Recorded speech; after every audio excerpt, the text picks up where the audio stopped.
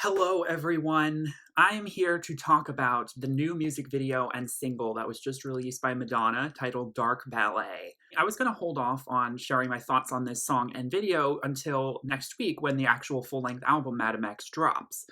Because it's so close, but then I had heard some people saying they really were interested in my insights, so I decided, you know what, I'll sit down and film a little separate video. I have only filmed one real track review so far of all the 5 singles that she's released since April.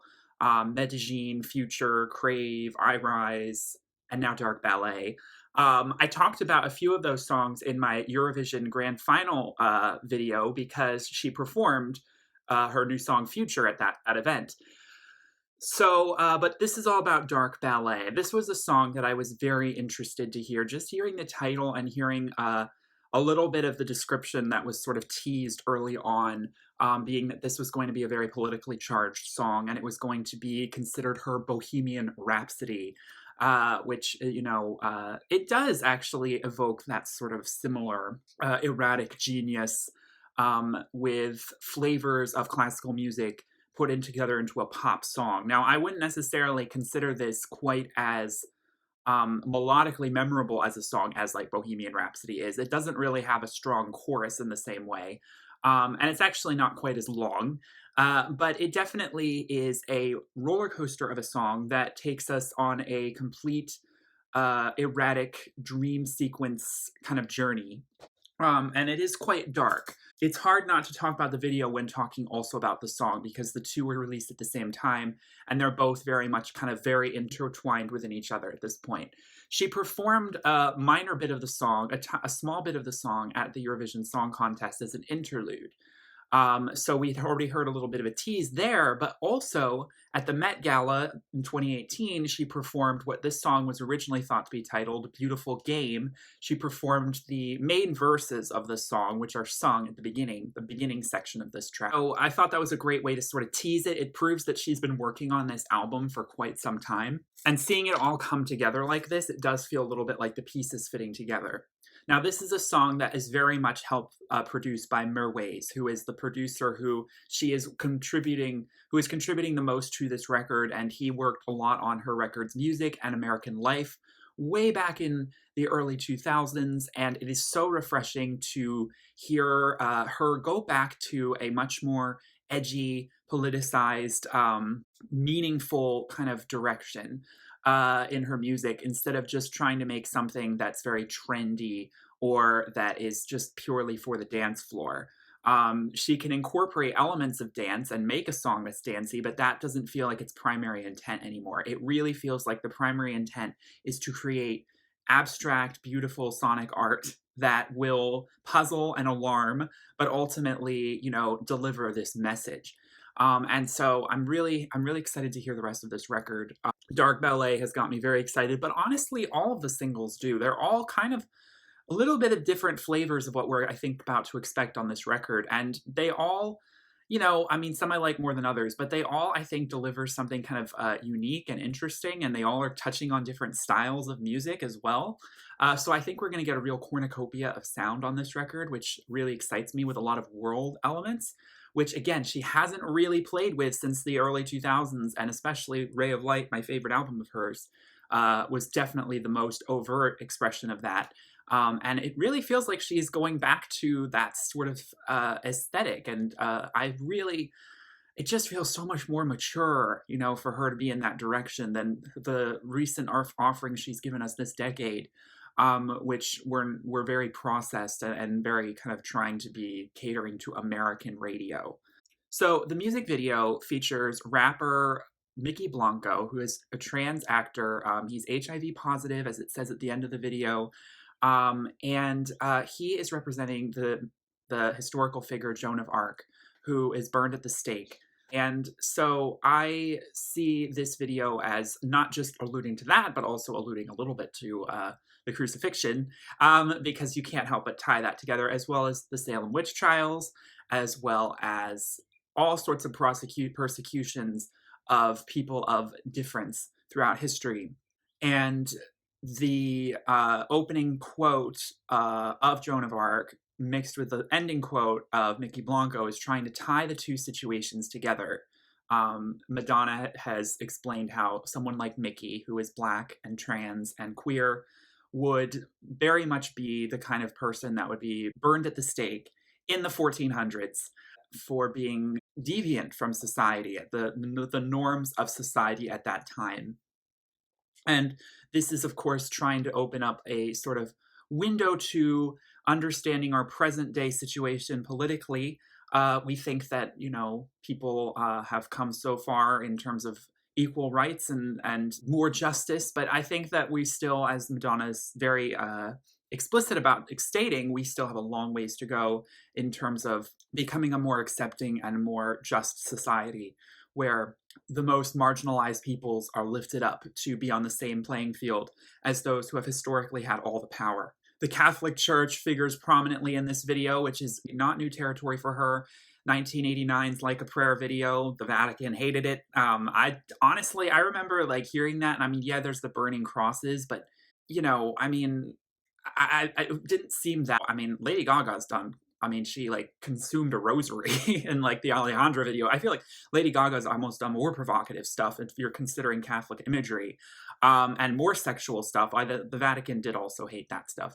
So both Lady Gaga and Madonna have both. But I feel like the Like a Prayer video didn't really push the same boundaries as, but it was the late 80s. I mean, she was still really at that time. You have to remember at that time it was very, very shocking what she was doing, with even just having a black Jesus figure and, just putting these kind of metaphors together. She is definitely harkening back to that 30 years later, with showing, again, I can't help but, I know it's Joan of Arc, but I can't help but think of it as a little bit more of a Jesus figure, the way Mickey Blanco is portrayed. The appearance of Madonna as one of the nuns reminds me a lot of The Handmaid's Tale, that Hulu show that's very popular, which is obviously very relevant for the current situation we are in the United States, but also in the world politically, where the rights of peoples, especially women, are being trampled on, and they look on and they can do nothing and just mourn the tragedy of what is transpiring. Obviously, this was released during Pride Month. This is a very, very good message to put out at this time.